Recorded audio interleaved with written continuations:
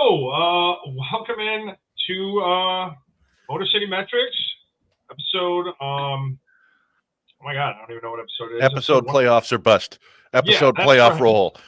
Oh my God, I'm so jazzed. I can't even think of how to start things off because we are doing a podcast on September 19th, 2024. September 19th, and the Tigers are still playing meaningful baseball. The wild card chase edition. It is.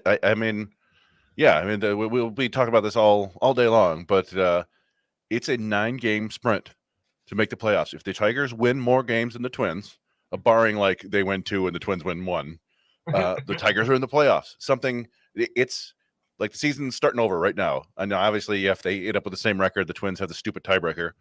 But just remarkable run that the Tigers have gone on. The likes of which I don't remember in Tigers history. I think we talked last week. It was kind of maybe 1987, but that I was looking back and I'm like, no. 87 was an interesting one because they were very good all year. And then for about the last month of the season, they were within a game or two. And then about a week left, they fell to 3.5 behind and had to come all the way back and win on basically the final day. But this is different. This is, I don't know how to describe this. The second to the last weekend of that Toronto of the 87 season was one of the most excruciating weekends of baseball of my life. It was brutal. And then to come back and win the following weekend was nirvana for a baseball fan. It was unbelievable. This season, this team is so much younger and so much less established. That team was veteran laden with a couple young players who were doing good things. But that felt like, hey, this is the last hurrah for a lot of those dudes. And it turned out it was. This hopefully is the start of something. That's what I think everybody would love to see. Yeah. I mean, it's one of those things where it suddenly felt, they brought up all the young guys, right? And it just felt, it just feels quicker than we expected. I think everybody thought, once they traded Flaherty, they traded Kelly, they traded Chafin, it was going to kind of be bring the young guys up. It's going to be a whole bunch of growing pains. Or kind of, we joked about it back then after the trade deadline. I was like, all right, now I'm just going to keep an eye on those draft standings. Here we are now. It's just a remarkable run, and it's been an awful lot of fun to watch and to cover. And each one of these games has been like a playoff game, and playoff baseball is the absolute best. There's nothing that compares to it for the stress level of living and dying with every pitch. And so it's been a lot of fun. I've been calling it fan tension. It's just so good to have that fan tension back. Yeah. Where you're just taking a deep breath every time your pitcher winds up. We haven't had that because even if there was a close game in 2022, we always watched till the end, was rooting for the Tigers, but in the end, okay. Mm-hmm. They lost. Well, that's fine. Now it's getting to that point where it's going to rip your guts out if they lose a heartbreaker. Yeah. Is it wrong for me to think about how all it took for this team to hit their stride was for them to lose pretty much every free agent addition that they added from their roster? That's pretty much what it took. Every single one of them. Yeah, I mean, it is kind of odd, and it does. Unfortunately, it gives kind of credence to all the fans who are always like, just cut this guy, cut this old guy, give the young guys. Because normally when you do that, it doesn't and we talked about it, Jace Young has had some moments, but he really hasn't done much of anything to help the teams win. I think he's got 0 WAR. We talk about Dingler. Dingler's doing a fantastic job catching and calling games and so forth, but has been a complete zero on offense. Justin Henry Malloy is just kind of faded into the background. He's just the 28th man on the roster now. So a lot of these young guys aren't actually helping a ton, but it was, bringing in Sweeney has helped. Getting, I don't know, just everything seems to be going well. All the young pitching is doing well. It's I don't really know how else to describe it other than saying it's just kind of a remarkable run. There's so many things that have gone right and so few things that have gone wrong. Like when Colt Keith gets a little nick, oh my, there it is. That's the thing that's going to go wrong.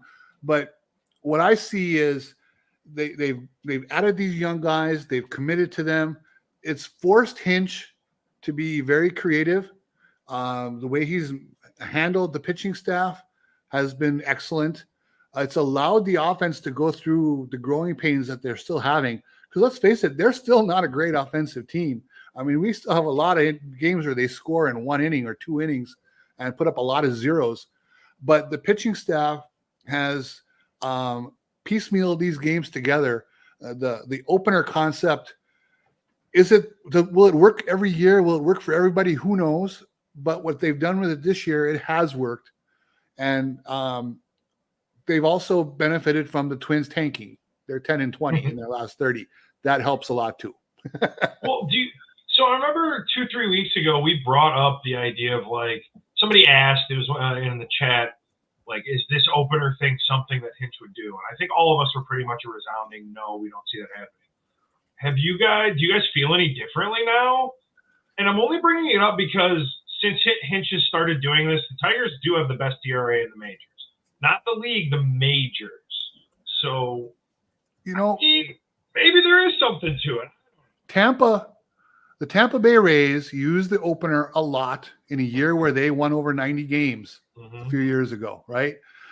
They were forced into it by some injuries, kind of like the Tigers were. But I think they actually believed in it. They kept using it for another year or so, and they eventually kind of went away from it. I'd have to study it more why they went away from it, but I think we can see what really works. I mean, you can chase that platoon advantage in the first inning against the other team's best hitters, and it allows you then your bulk guy to come in and get 15 or 18 batters in and not face the top of that order as much, maybe just one time, and really get you into the middle of the game. There are things to be said about it that really make a lot of sense. And maybe that's something where, boy, you have to wonder if Casey Mize would be better off starting in the second or third inning and letting someone else take the top of the order for him once.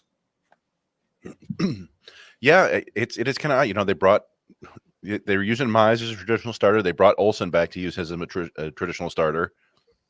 And yeah, those haven't worked out as well as most of the bullpen starts. And, Montero has been really good lately, but before that he was kind of middling. So yeah, I don't know. I mean, they may force baseball to make a stupid rule the way it's working for them right now. Honestly, like there may be something like, okay, your starter has to face, 12 batters unless he's injured, or you're down by like 4 or 5 runs or something like that. Like, I don't know. I hope baseball doesn't do anything like that. I could see it happening because baseball's dumb. But didn't they also once want to make you lose your DH? Yeah, they were talking about that. So yeah. Hello, Rogelio. Hello. Hi, everybody. Welcome, Rogelio. They're shooting in from the great state of Commonwealth of Pennsylvania. Are you in the? Yes, it is a right now the 8th inning. Akron's up 4-3. Some umpire shenanigans this evening that have not benefited the Seawolves, but it's been a very good game here. As quote Joe described it in our Discord, Chris Myers hit a piss missile to tie the game earlier. So 110 miles an hour. Yeah. Wow. But yeah, let's talk about the Tigers though, because the Tigers are doing great things. And you guys were talking. I heard you guys talking a little bit about the comeback and the mysticism and everything. There's like a mysticism with this thing. There's that's what I was going to bring up next. I was like, hey, do you believe in magic? Because none of this makes sense. I strongly, and outside of Detroit baseball's collective grandfather, Jim Leland, that I hope we play a little bit later, but I think that anyone who said that they saw this coming was absolutely nuts. And I don't think them doing this well validates anybody who said that either. Just because there's a little bit of this still doesn't really make any sense. And I don't know. I just think that anyone who's like, yeah, they had this in them, this is just that magical. It doesn't, there's not a bunch of logic to it. I mean, you can break down the way that Hinch has used the pitching staff, but as you've said, this is technically still a below average offense, and they're still eking out these wins. So maybe I believe in magic is what I'm saying, Roger. So maybe, I mean, I think it's also the fact this team got healthy. There's a lot of things that factor into that a little bit. This is a team that got Riley Green back. This is something that I got a lot of grief for last week or earlier in the week when I was talking about how the Javi Baez bashing and everything and saying Trey Sweeney is a prince who was promised Trey Sweeney's great, and I'm looking forward to hopefully he can continue this where teams start adjusting to him. And that's where I want fans to. This is great. I want to enjoy every single minute of it. But the analyst part of me is going, well, when are teams are going to adjust to him? When are going to those kind of things sit in with me? And so I'm always, the part of me is swearing up and down, going, F yeah, that's awesome and it's great. But also I have to look at this as a realistic thing and go, I'm going to enjoy every single moment of it. And until teams start figuring out Trey Sweeney and other players too, it's come a long way since the days of Dual Lugo.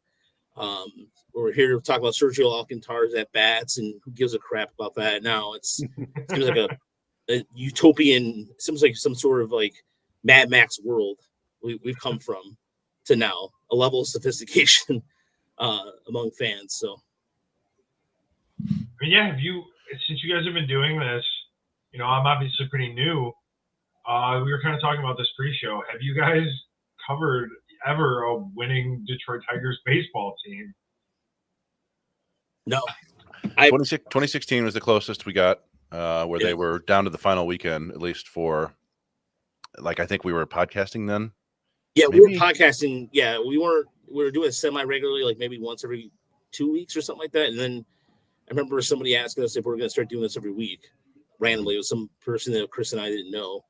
Mm-hmm. So that was, yeah. And we've now covered several championship minor league teams. Raj was there last year when they won it all. But yeah, obviously the big leagues is a completely different animal. Just right. It's different this time. I put in for credentials. I'm hoping to get down there for the White Sox series. I'm sure Raj will be down there.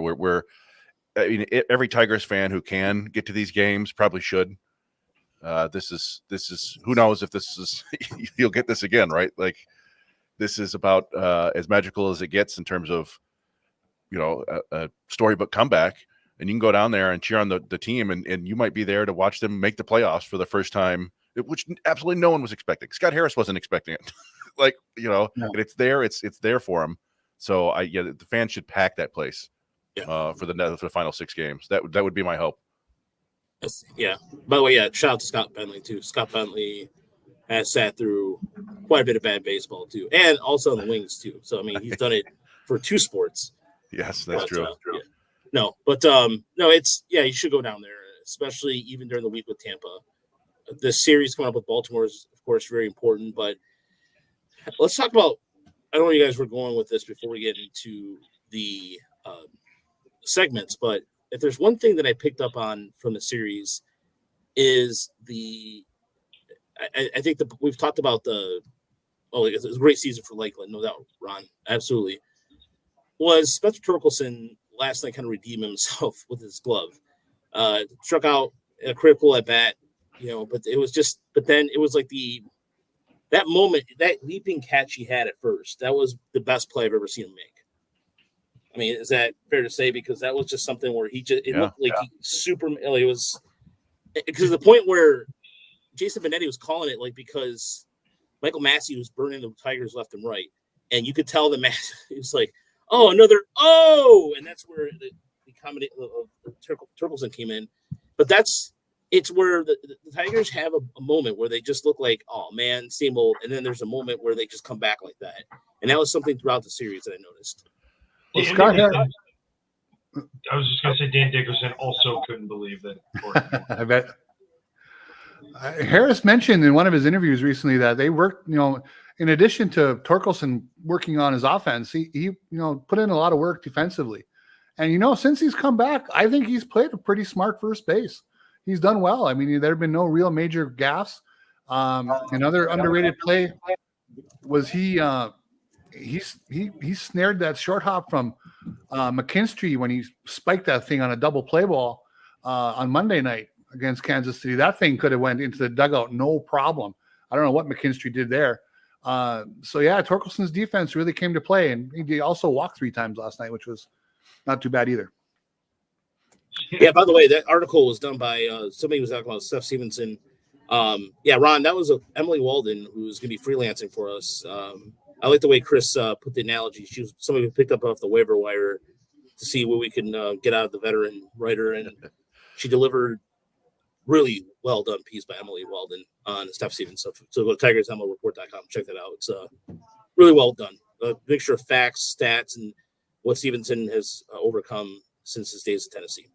But yeah, there was a lot of even Winslow Perez, that play he made in right field where he just literally almost like he was just like, yeah, man, I got it. And, is there angels in the outfield? Like, where are we? What year is it? What city are we? I'm telling you, there's something in the air. Yeah, maybe it's just me. Well, and we've touched on this several times, and it just keeps coming back where there just really isn't a lot of quit in this team. Now there's been some games where they could just never figure things out, but we've seen that few and far between lately. And even these last two games against the Royals, and I tweeted this out, like they went 4 for 27, 4 for 29, I think maybe with runners in scoring position. Like they were not coming through very often, but they still managed to win. And just the fact that they were getting that many runners on base and putting that much pressure on the opposing pitchers, like just go back 3 or 4 days. You know, they're heading into the series against the Royals facing 2 of the 5 best pitchers in the American League, you know, Seth Lugo, and they go and they work him like crazy and they get him out of the game. Colt Keith hits that home run.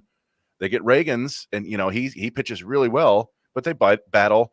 And the Royals manager Quatraro was, and maybe I should salute him for this, but I don't know. He was treating that game like it was like a playoff game. Yeah. He pushed Reagan's pitch count up. He used Urseg for the most pitches he's thrown all year. And I was like, man, he's really going for this. And then when it didn't work, I was like, oh no, for them at least, because they're like, yeah, you're screwed for tomorrow, guys. And yeah, and just the fact they came back from a 4-0 deficit, a grand slam by Bobby Witt, and it was just like, oh well, no big deal. And they came back and won. And it was like, man, there's something different about this team right now. No question that grand slam could have been an uppercut to the jaw that you don't get up from. You know, I mean that easily could have set the tone for the whole series. If you let Bobby Witt Jr. get unshackled and you know dominate for 3 games, that could easily happen. But they didn't let it happen. It was pretty darn impressive. Yeah, especially because I mean, every time Bobby Witt Jr. comes to the bat, I mean, he's a special player. I mean, he is putting up numbers that he is the first shortstop ever to have 30 home run, 30 steals back-to-back seasons. He makes the ball sounds different off his bat.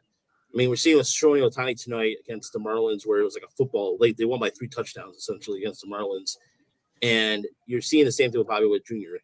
and Salvador Perez. You know, we've talked about Tiger Killers. We've talked about Abreu. We've talked about Jim Thome throughout the years. We've talked about a lot of them, but Salvador Perez is still the one player that, I mean, he's still catching. I mean, he's playing a lot more first base these days, but the fact he's catching and getting better at it as he gets older, which usually you see the decline. I mean, Salvador Perez is one of those guys I wish he was a Tiger because he's just the ultimate team player kind of guy. But he knows the crap out of me. I mean, like just playing against them. And the Tigers were able to manhandle him. And so the key is that how can we do against Michael Massey? Massey was the one player that just kept digging and digging and digging. So, but yeah, Team of Destiny is, you know, we get over dramatic about that, but I mean, I have no problem being over dramatic about it, man. No problem. You know, it's like something on Final Fantasy or some sort of like RPG. It's just like a team of like a quest or something. Like just like we're going through the American League Central, like playing and all that. Well, yeah, and it's just a foreign feeling. This is one of the first things we talked about when we first got on was like we can't remember a Tiger season like this. I remember seasons like the Twins are having right now, where it's all collapsing at the very end, and that's a very different like. And that's a real thing too, where it feels like it's a different kind of destiny. It's like no matter what you do, you like, oh, okay, we lose and walk. We score 2 runs in the extra innings. Oh, they score 3. You know, they get to extra innings again. And they loaded the bases in that 10th inning today, and they still didn't score a run. Yeah. And Twins bullpen is atrocious. And the one thing too that I wanted to mention this about this team, like talk about the 06 season. The 06 season, the Tigers were up early on. And that was, to me, it didn't feel like I watched that. That was the first time where I was like, well, I'm watching winning baseball. And I was like stunned and amazed. But that started it strong. But you could tell there was a buzz to the team during spring training. the buzz of this team this year was, I mean, it wasn't a buzz. It was just like, ooh. Well, yeah. I mean, we all thought that they had a chance to be 500, slightly above 500, right? And chance to in the division if the division was as bad as it was last year. And then, 2 months ago, we're like, well, another 70-win season if they're lucky. And now they've got 80. Like they're going to basically get to as good or better than I think a lot of us thought. And I don't know, it's just fun to be able to readjust your expectations here on the fly at the end and watch winning baseball. Yeah, 2 more games to secure winning baseball. That's all it would take. 2 more wins. Now, one thing I'm interested in is obviously the first goal has to be to pass the Twins, right? Mm-hmm. But what that sweep did was, one, it exposed some things about the Royals, number one. Number two, now the Tigers are only 2 games behind them. That is they can pass them. It's very achievable. The Royals, the Giants aren't losers. And I think they play they got the Nationals, and they have another decent team after that. So I think the Tigers can catch the Royals. The Royals offense, let me tell you, you get past Witt and Sal Perez.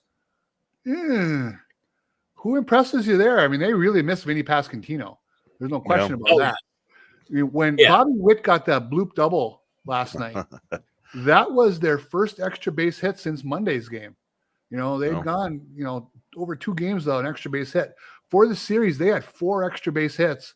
The Tigers had 9.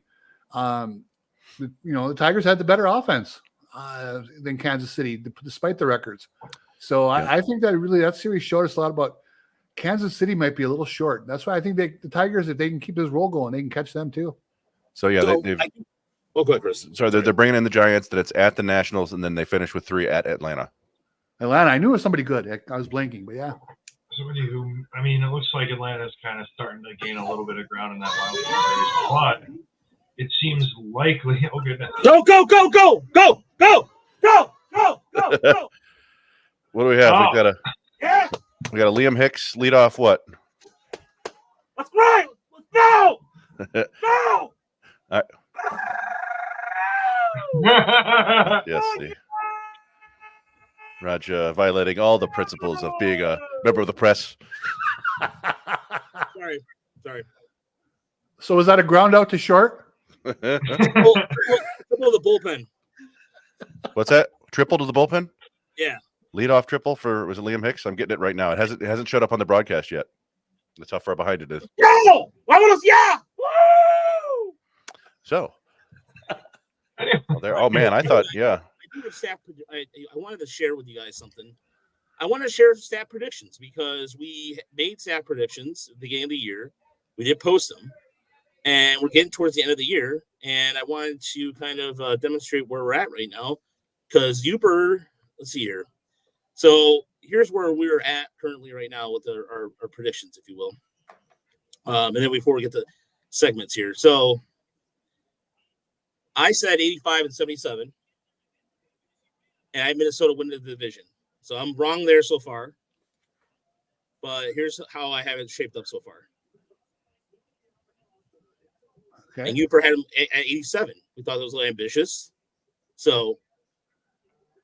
Wow, you might get there.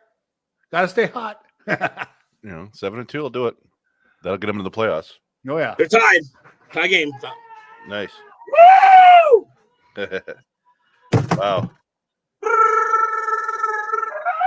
So for people who don't understand maybe what's going on, the Seawolves were down 4-3 heading into the bottom of the 9th here. If they win this game, they move on to the Eastern League Championship. And all right. So Chris was 84. I'm sorry. Chris was 84 wins.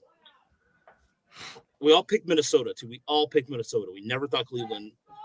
Yeah. So. Wow. Anyway.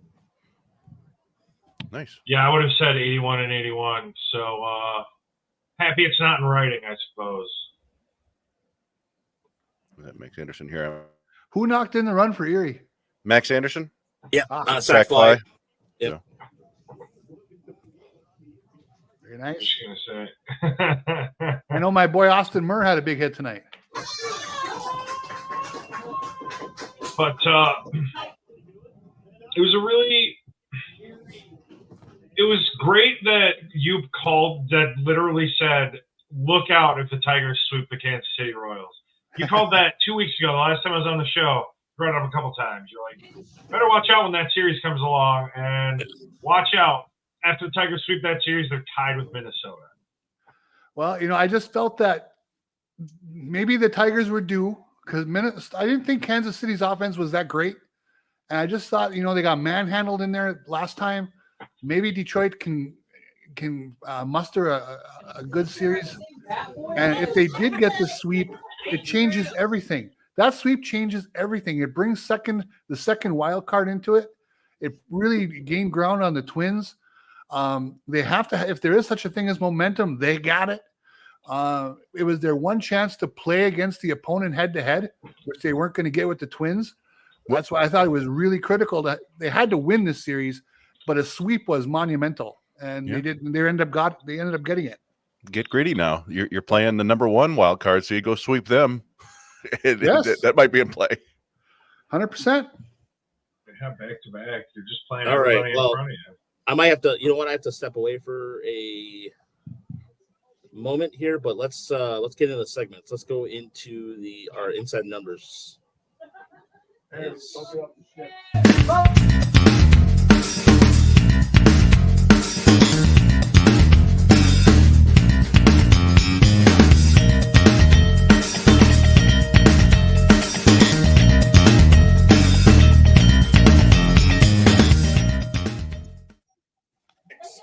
All right. Well, this is gonna be the quickest inside numbers. Well, for me, it is. You guys go ahead. Actually, I don't have. Well, I have a number, but you guys go ahead. Okay. I'm going to be real easy with it. 50-50. How does that? That's the only number that really matters tonight in baseball, right? Shohei Ohtani with the game of games tonight. I agree with that. He goes 6 for 6, 3 home runs, 2 doubles, 10 RBIs. He just cements himself as the man. The first player in history with 50 homers and 50 steals. Hats off to him. You can talk about Acuna last year with 40 homers, 70 steals. That's insane as well. But something about that 50 number on both, that's pretty magical stuff. I mean, that's one hell of a season. That's one for the all-time record books. Oh, yeah, he's going to pitch next year. Yep. Well, by the way, he throws 100 miles an hour. Yeah, right. You got Chris. Well, yeah, mine was 1, but that's how many people are Shohei Ohtani. So yeah, it was the same idea, but like, yeah, I guess, not to double down too hard, but just arguably had the greatest single day in baseball history today. Yeah. I like, you can make a strong case. I was looking at Stathead before he hit his 3rd home run, because nobody had ever had a game where they hit 2 home runs, 2 doubles, and 2 steals. It never happened in baseball history before. And then he hits the 3rd home run. He's the first player ever with 3 home runs and 2 steals in a game. And he does it the day he goes 50-50. He's like, it's gotten to the point where, like, if the season ends or when he retires and he comes out and goes, hey guys, guess what? I'm a superhero. I'm Iron Man. I'm Superman. I'd be like, yes. Okay. That makes more sense than him being human and doing what he's doing. It doesn't make any sense. What he's doing is absolutely impossible. So yeah, I just, it gets almost boring, I guess, talking about how great he is, but what he's doing things that will never be done again unless he does them. And it's just remarkable to watch. Now they clinched the playoffs tonight, so we'll see if he gets days off, but heck, there's no reason he doesn't get 55-55 now. Why not go 60-60? Yeah. Well, my number is not Shohei Ohtani related. Nice.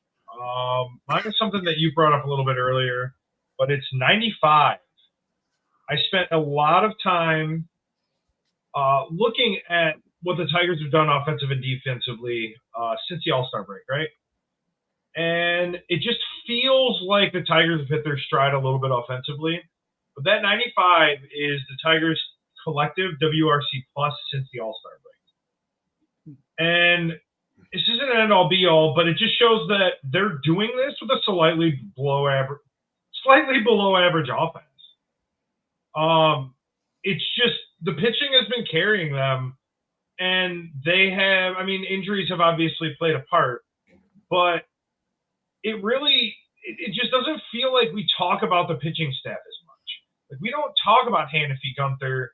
We don't talk about Herter. We don't, because I mean, let's be honest. Rookie relievers, it's just not a sexy topic. Like it's not something that's going to garner a bunch of interest. Like that's not something that people think about. It's not something that people think, like casual fan has no idea who any of those people are, you know? I'm not saying we're a show for casual fans. I'm just saying it's easier to highlight a guy who hits and is in the lineup. It's a lot harder to highlight all of the guys that are making this possible. So while Parker Meadows, loved what he's been able to do, love what Colt Keith's done, I love all these offensive guys. I love Trey Sweeney. It's totally fair that they get all of their due. But the simple fact is these nobodies are carrying the Tigers to the playoffs right now. And it makes me so worried that the floor could fall at any moment. But it also makes me feel like they have – I don't even think they know what they're, like, playing with right now. It just feels like it's relaxed. They're just playing baseball. Like, everything you read, they're literally like, yeah, we look at the standings, but, like, honestly, this is just the most fun I've ever had playing baseball. That's what it really is. And it's dumb. I know it's so dumb to preach magic, but it's just – the more I look into the stats since the All-Star break, the more I don't think that this makes any sense. And the more that I think that there is some sort of otherworldly force at play here, some sort of baseball god. Somebody sacrificed the right something at the right time. I don't know. Yeah. They dropped rings into Mount Doom. Anybody who's played team sports, there are times where there's just something where there's a collective belief, and it's pretty rare, obviously, and it's one of those things. Like as a manager, we hear Hinch and AJ and Scott Harris all year talking about we're not thinking any more than this one game, and that's not true. But I guess if you keep preaching it, and that's how you treat it, then eventually it comes to work. At least it has this time. And yeah, you see these guys, the whole team. They're just out there playing, having fun, and I don't know. It just that they don't seem down or out of any game. Even the ones lately where they've lost, it's like, well, they what was the game against Baltimore where they lost 4-2? They were basically getting completely shut down, and then they made a run at it at the end. And it was like, oh, they could do it again. They don't die. So you just got to hope that they can keep this up for another 2 weeks, and then another 2 more weeks, and then win the World Series. That's all. That's it. So yeah, those are. I almost feel bad to bring up anything like. I'm not saying I'm worried, but the youth part is just where it's going to be very volatile, in that there could be, it's not. I don't want to be that asshole. Like, I'm sorry for swearing, but I don't want to be that jerk that just says, but that thought is in the back of my mind. I know I'm being like super Mr. Positive, super hype, super dramatic. I told Roger I have no problem being that person. But in the back of my mind, because through all the drama and the hype, that little voice in the back of my mind is just like, these guys you don't know. They're playing with fire. That fire could go out. And like, what happens then? Well, this is all a 3-game losing streak from being over, right? Exactly. And I hate to put that out there. I'm not trying to. And that's okay. That, that is always that, but that has been in the back of my mind for 2 months. Is the thing, though. Like, that's why I'm not as worried. I'm okay talking about it now. Is just in 4 weeks ago, it was just like it wasn't if it was going to fall apart to me. It was when. It was just like, they're going to keep it interesting. It's been fun. But when is this thing going to bottom out? And I don't feel that way as strongly anymore. So that's why I'm okay talking about it now. It's okay to bring it out to the open now, I feel like. I think they're past jinx status is what I'm trying to say. This got real for me. When they were about 8 games out, I said to myself, if they can get it under 5 in early September, then it's legit. They have some kind of chance, And then sure enough, at some point there, they got it to 4.5. I remember that night they got it to 4.5. And I said, well, now you got to watch this and you got to pay attention as though it's something real. And I think the worst they've been since then was they fell back to 5.5 for like maybe 2 days. And then they got on another run here to where we sit presently.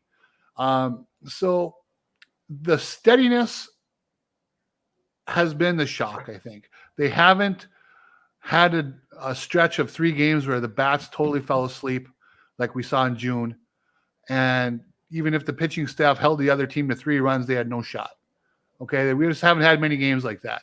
And we certainly haven't had consecutive games like that. It's amazing. The offense, they're like just enough. That's what they should be called, the just enough offense. Yeah, I mean that's I think Mike's number was pointing that out. Like there's still nothing super impressive here, and just the volatility of rookies and stuff. I earlier today I was just kind of curious because I looked and Trey Sweeney's been worth half a win, 0.5 WAR, and I was like, I wonder how that ranks among all players who were traded, because the Tigers, of course, sold. They weren't trying to get better, right?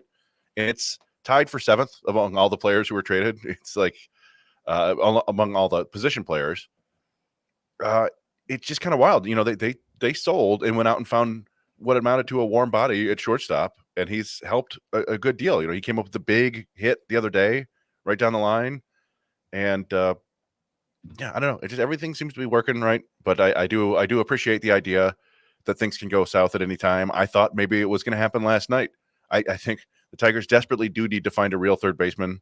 I don't think Jace Young's that answer there. And I don't blame, that blue pit. That's just kind of one of those things that happens from guys who I guess aren't used to playing with each other a ton. But McKinstry had several issues at third base. They need to find somebody who can handle third base and hit. Planning for the future. But it almost feels wrong to even talk about the future at this point now. Thinking about next year, I don't want to do it. I want to think about this year, it's been a long time since I've been able to say that. No question. So exactly. Because the last time they were good, they were high payroll. Like this is a different kind of good too. Yeah. 2016. The handwriting was on the wall, right?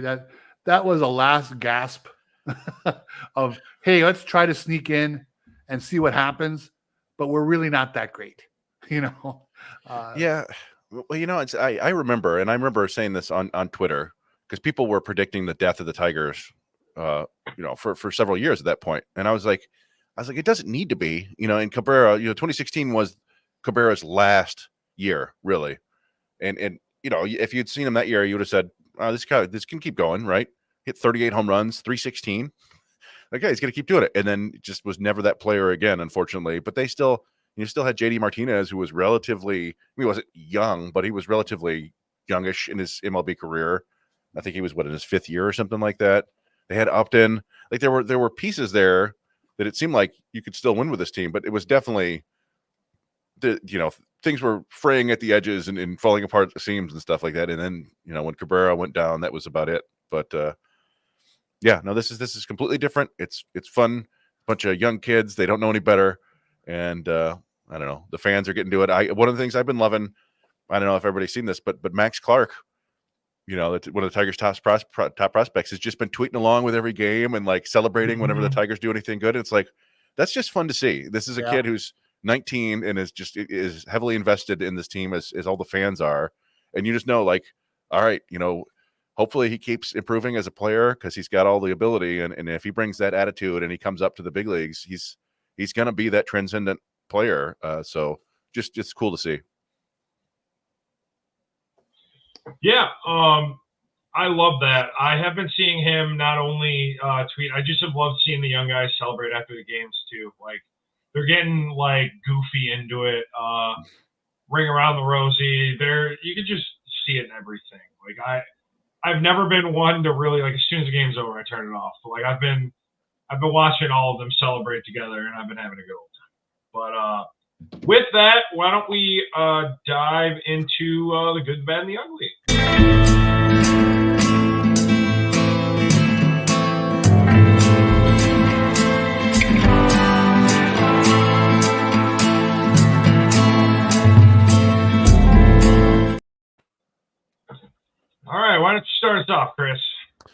All right. Well, you mentioned this not that long ago, but my good is Brennan Hanafy. And I will admit to making a joke in the Discord. What was it the day he struck out the side? And I said, the D is out of his name because you don't need the D when you strike out the side, something like that. Anyway, no, like I was just looking, and it's a very small sample size, but in September he is the second most valuable reliever in baseball, tied with Brant Herter, by the way, behind only Evan Williams.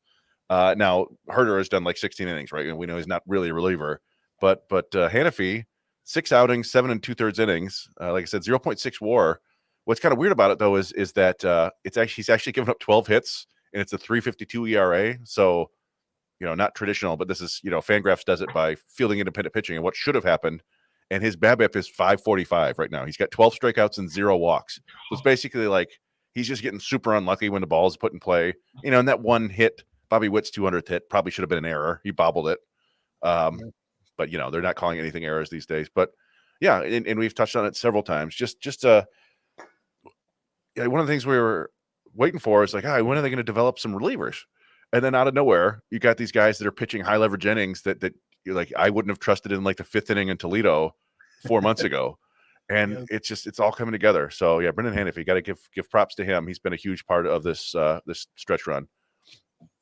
My bad is Bo Bichette back on the injured list with a fractured finger, and it's just an awful year for him overall. He finally came back. He's been injured all year. This has been one of the most consistent, best young players in baseball the last 3 years. It's like he's like a metronome. You can the last 3 years you mark him down for hitting 280 to 300 with 20 to 25 home runs, close to 200 hits, 4.5 WAR every year. This year, it's hitting 225. He's got 4 home runs, a 71 WRC plus, 0.3 WAR. Just a brutal year for a very good young player. And I don't know, like we've talked about, it wouldn't be fun if the Tigers could go trade for him. But if I'm Toronto, there's absolutely no way I'm trading for him right now, or trading him right now at the bottom of his value, unless we think that he's just completely cooked. Yeah. But I don't think so. So I'm hoping he can come back next year. Now I have 2 options for my ugly, and it kind of depends. I don't know if either of you have picked either of these, but one of them is the PJ Morlando story out of Florida. Oh, no. And the other one is the White Sox story in the Atlantic. I don't know, or the Athletic, not the Atlantic. I did read that story, but I wasn't planning on bringing it up. All right, well, I'll do both then, real quick. So PJ Morlando was the Marlins' first-round pick this year. He was an interesting young high school player who was kind of headed into this spring or this draft season as one of the top high school hitters. He was ranked ahead of Bryce Rayner, for example, and then just didn't have a great spring, and everybody was worried about him. Wasn't sure if he could hit. And then there were like these weird rumors that like he lived in the master bedroom at his house, and his parents like lived, slept in like the kids' rooms or something like that. Like he ruled the roost, just weird stuff.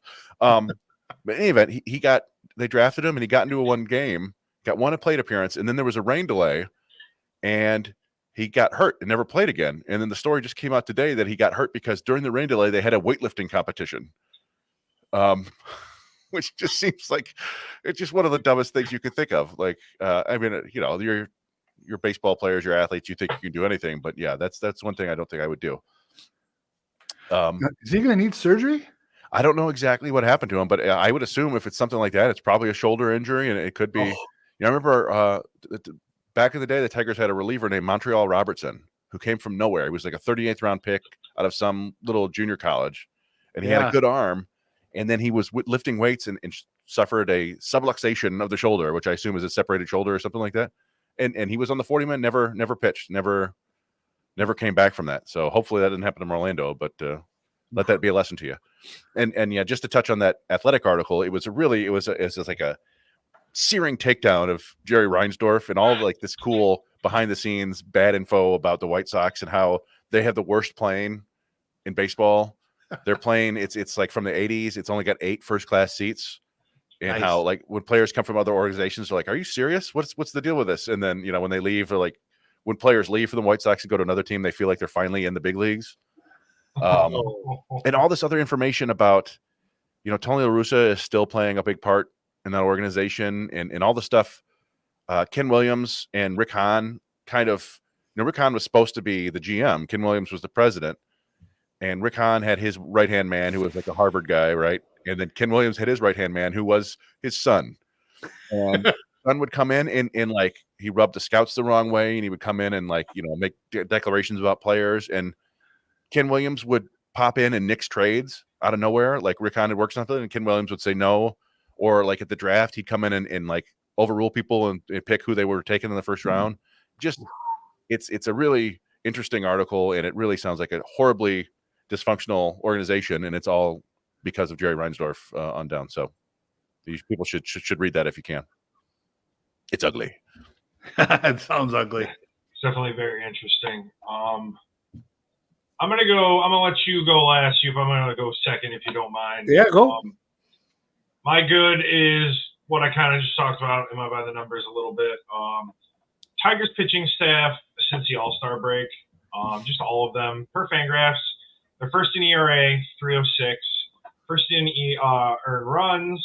First in earned run average adjusted for ballparks. They're at 76, the best in the league.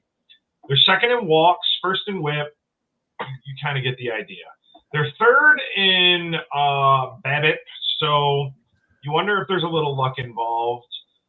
But also, it's worth pointing out they're 23rd in strikeouts, 18th in strikeout rate, and 10th in strikes per walk rate at 15.7%. So what it's basically telling me is that what they're doing, it's involving a lot of balls getting in play and not a lot of strikeouts. And again, this is kind of why I'm teetering a little bit. It makes you think there's a little bit of luck involved going when something like this is happening. However, we have talked a lot about this year how it doesn't really seem like any of these relievers, the one big thing is that they don't really have that one wipeout strikeout pitch, really anybody in this bullpen. But they're finding a way to become this incredible pitching staff without it. Now, the bullpen started off really strong this year, in the first month and a half, and then they kind of took a nosedive a little bit.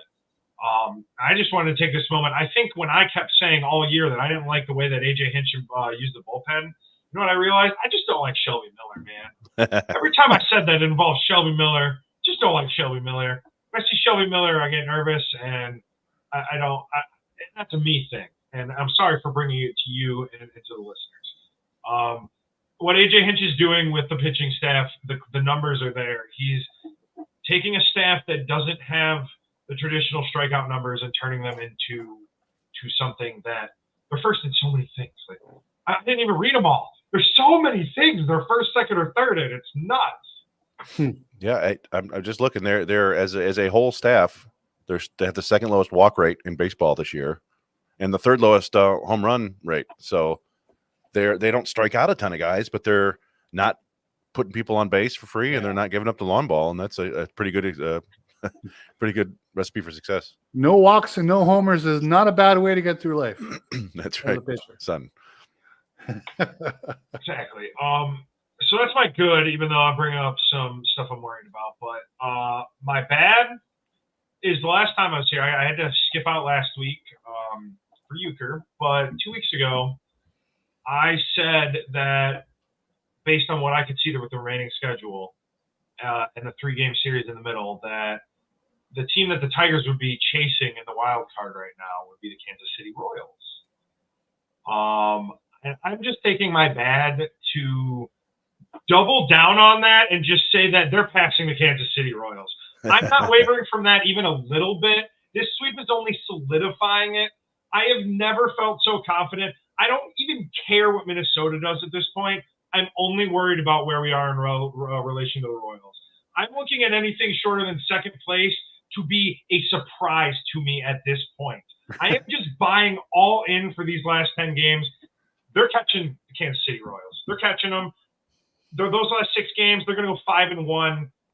They're catching them. They're going to be the second wild card. We're not even going to look at this as they squeak in. No, they're going to be definitively in that wild card. They're going to be 2021 still in the wild card. All right. All right. So I'm not mark it down. And my ugly, I'm going to see if I can get this to work. Probably not. All right. I don't have the video for it, but if y'all have heard it. Last night, there is a team behind the Tigers. One that I'm not too worried about, the Seattle Mariners. They played the Yankees. Chisholm, I think, is at the plate. Swings and misses the strike out with no outs in the bottom of the 10th inning. Seattle's down by 1. The bat flies out of Chisholm's hand and goes towards Julio Rodriguez, who's got a lead off third base. And Julio kind of just like jogs out of the way away from the base. The ball is live. The ball never entered the catcher's glove. Catcher runs over, picks the ball up, and throws Julio Jones out at third base, or Julio Rodriguez out at third base. I am sorry I can't get the video to come up. I'm trying to mess with it while we talk about this, but I don't know exactly how it works. That's my fault. But if you can just look up on Twitter, Julio Rodriguez third base. It's incredible that this is the team that's behind the Tigers in the playoff race. You know, like I know Boston's there, but wow, I cannot believe that something like that happened. Yeah, I feel so bad for the Mariners fans. They've got such a good pitching staff. Yep. And their offense just does nothing. Although I think they have a higher WRC plus than the Tigers, but yeah, that was something else, man. That was, you know, it's been a rough year for Julio Rodriguez. You know, he was one of the bright young stars in the game, and it's a good reminder that, you know, nothing is guaranteed, right? Even somebody who looks like he's the next superstar can come out and have, you know, a down year. So kind of like a Torkelson year. Yeah, kind of. Yeah. So all right, I went the good, the rad, and the ugly because there's some cool stuff going on. My good, it's a little general, but it's about what we've been seeing now for the last month, right? And I think the cool part about it is in this month alone, and even in the last 2 weeks alone, we've had probably 3 or 4 candidates for Game of the Year. I mean, that's one thing about having an offense that isn't capable of blowing anybody out. Is we get a lot of close games and a lot of tension and a lot of fun. And it's been so enjoyable night after night, these good close ball games decided by 1 or 2 moments that you have to kind of guess ahead to see coming. I mean, if you look at the first game of this Royal Series, down 4-0, down 5-1, home run from Keith, some really timely hitting, excellent relief work at the end. That was a Game of the Year. But then you look at the Parker Meadows Grand Slam in San Diego. Why isn't that the Game of the Year? You look at that 4-2 win over Baltimore last Sunday. Hell of a ball game. I mean, that was a great ball game. Even the game they lost in Oakland in 13 innings, they lost. It sucked, but man, that was one hell of a good ball game. I mean, that was really something to watch. So the quality of baseball, whether it's because the offense is average at best and mediocre at worst, if that's played into it, whatever, it's just been very exciting. It's such a boost from what we've watched for the last several years to experience this and to have it drop on our heads out of nowhere is probably makes it even a little bit better. The rad instead of the bad. You know, I think one thing that gets overlooked with this youth movement that they launched into at the trade deadline, especially, but really throughout the year, is the base running. They have consistently guys now on base who can take an extra base, who can get home. That's a huge thing from where they used to be. I think back to the good teams around 2010, 2011, 2012. I used to call them Miggy and the tugboats, right? Because you had Miggy who couldn't run, you had V-Mart who couldn't run, you had Fielder who couldn't run, you had Avila who couldn't run, and Peralta who couldn't run. It's a softball team, neighbor. Yeah, exactly. Wait a minute. All of the base running statistics said that Prince Fielder was actually like an above average base runner. I will die on that hill. He may not have looked it. Please continue. Well, you're alone on that hill. You're dying alone on that hill. I saw him steal a couple bags. But what I get at is this crew, they're fun to watch run bases, take extra bases. The defense, I think, also is better. You know, I don't know what the numbers say about the defense either. I don't care. I know what I see. The play like Wenzel Perez made. Parker Meadows out in center field. Torkelson, the play he made and some of the good defense he's playing. Keith has progressed. I mean, you can see they have some nice athletes on the field, and they're making plays, and that is helping this pitching staff too. as we talked about with the somewhat lack of strikeouts. So the youth movement, this is fun to watch. I mean, those great teams back in 2010, 2011 were fantastic. But as Raj said, it was a softball team. It was a different style of baseball. We enjoyed winning, though. That was nice. My ugly is the pop-up chaos that this team lurches into seemingly twice a week. I mean, we saw the Bobby Witt play. That probably should have been Sweeney's play. McKinstry was wandering around aimlessly. And that could have been a massive play in that game. That could have sent that game down the crapper, no problem, if that inning had gotten away from them. Luckily, it did not, and no harm was done. But that's not the only time that's happened. There have been multiple instances of this all summer long. Wenzel Perez and Meadows in the outfield did one in Seattle. There was one in the Baltimore series out by second base. I don't know.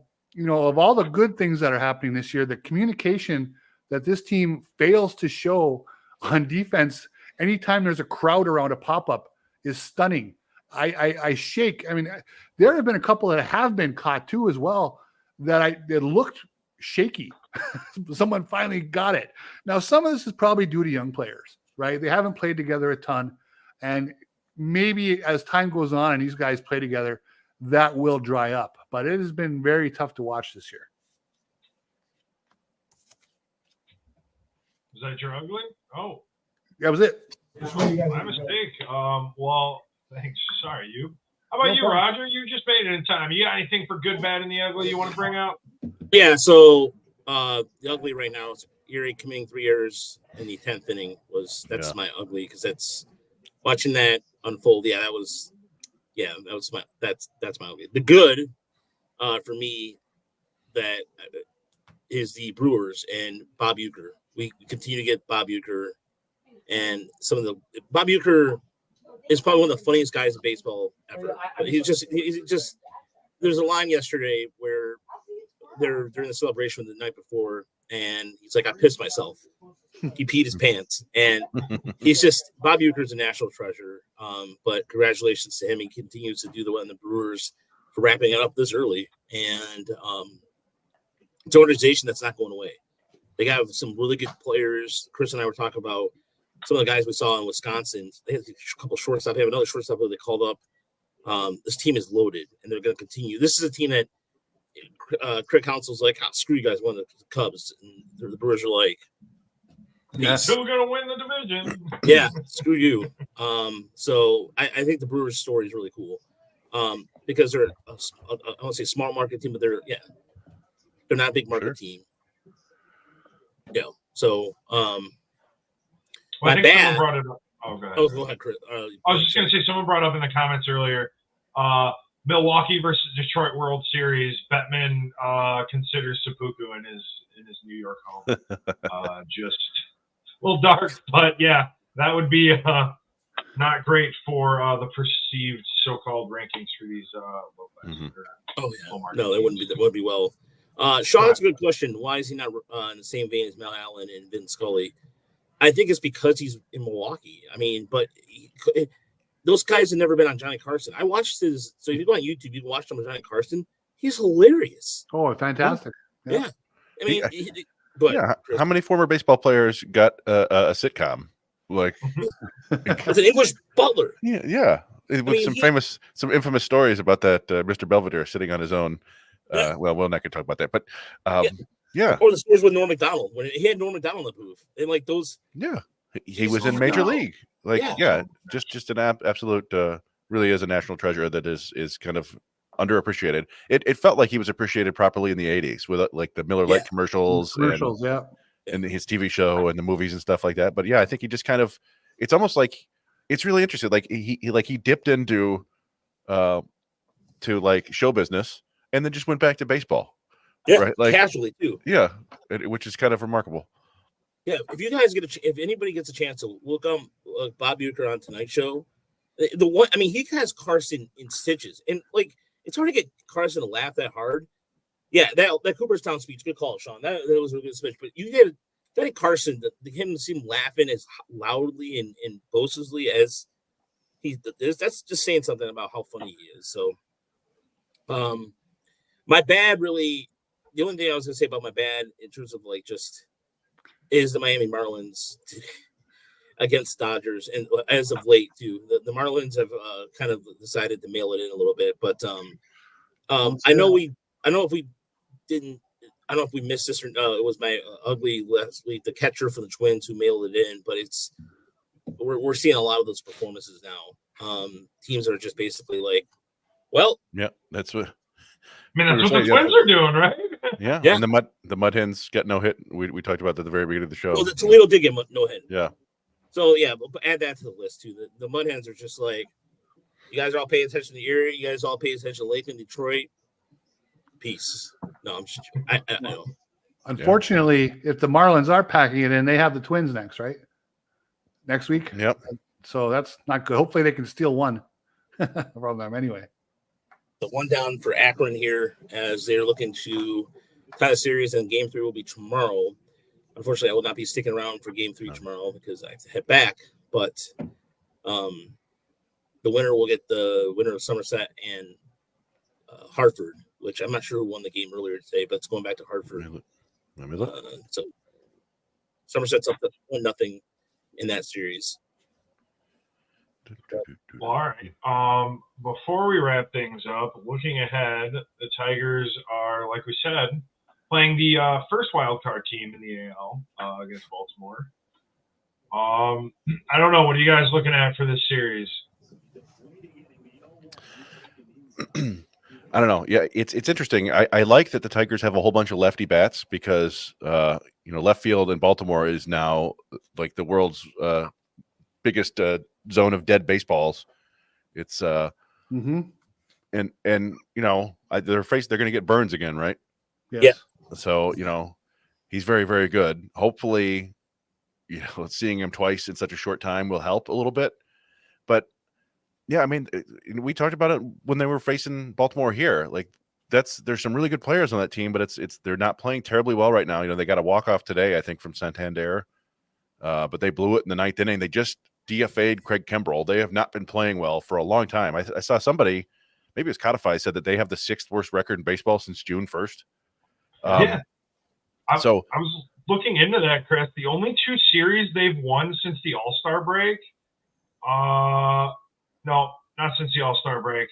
The only 2 series they've won since I think August 1st were against Colorado and the White Sox, and they didn't sweep them. They went 2-1. Wow. So when those are the only 2 teams that you've won a series against, that's you're not playing too well. Yeah, so it's Burns tomorrow, and then Povich and Suarez. I think the Tigers should just continue trying to win series, right? Like it'd be awesome if they go out and sweep everything, but do what you have to do to take 2 or 3 in each of these last 3 series. And I think if you go 6-3, I think there's a very strong chance you're making the playoffs. 7-2, you're taking over the Royals. I mean, I really do think it's going to happen. I think that those last 6 games, they're going to be 5-1. I just need them to win this series. And I mean, just enjoy it, because I see a lot of people saying that at least this is fun to the end of the season. I'm not afraid to admit that my heart is going to be a little broken if they don't finish this out. It's going to happen. I'm going to be upset. I might get a little mad. I'll be a little hurt. But at this point, it feels like it's all in your hands. That's because Chris brought this up at the very beginning of the show. This is how I'm telling everybody to process it. You just have to be 1 game better than the Minnesota Twins for the rest of the year. That's exactly it. One game better. That's it. Look, let me just say this, and then I'll end it here. I don't care if they can beat make the playoffs and they lose, fine, because it's a lot more than I anticipated or expected. If they can just exercise the demons of game 163 against the Twins, then we're good. Because historically speaking, they lost to 87 to the Twins in the ALCS. Mm-hmm. So again, to the Twins. Yeah. I mean, as a fan, I know I'm supposed to be an objective journalist. You guys saw me howling earlier, and I am a journalist. I mean, I don't know, what I don't know what my role, like, I'm a professional analyst. I don't know what my term is. What we do, Because we'll come up with a title. That's what we're going to do. We're going to come up with a title for you by next show. Well, technically, I'm part of the Baseball Writers Association, so I'm supposed to be a professional, and I am a professional. I like to think I'm a professional. But I think that, as a fan, that's how I feel about the Twins right now. But being able to bet, if they're better, they're going to get better from here. They have a very young core, and that's exactly what to end the podcast. This is a team that's going to continue to win, and that's all that matters to me. So, as a fan, it's great to see. As a writer, as a journalist, it's a team that's fun to watch and fun to cover. I just get the sense, and it's just a sense from someone watching from afar, that if they were going to tank, if the moment was going to get too big for this crew, it would have happened already. Mm-hmm. They've kept this run going now for 35 games. They only have 9 to go. They're not going to be the worst team on the field very much in terms of overall talent. I mean, they just showed they can beat Baltimore last week. Right. They don't have to fear Tampa, and I know they don't fear the White Sox. And hopefully that's not overdue. But they are going to have their chance this week. And with the way the Royals are playing, and the Twins being 10-20 in their last 30, one of those two teams may very well spit the bit here and die in the last 10 days. The Twins did get Correa back, and he's hitting really well. That is a plus for them, but it didn't turn into wins much, except for the one game in Cleveland. So we'll just have to see, what they do next. This weekend is going to be very, very intriguing. You're a coward, you said one of those two teams. I'm telling you, I'm not getting off this train. I don't care how dumb it makes me look. If just somehow I'm wrong, Tigers are taking that second wild card. All aboard the train, all aboard the hype train. It's happening. But that is where we're going to be, where we're going to leave this off. For Chris, Yoop, and Rogelio, my name is Mike Papchak. Thank you guys so much for listening. Follow us on X, Twitter, everything. Thanks, guys. Have a good night.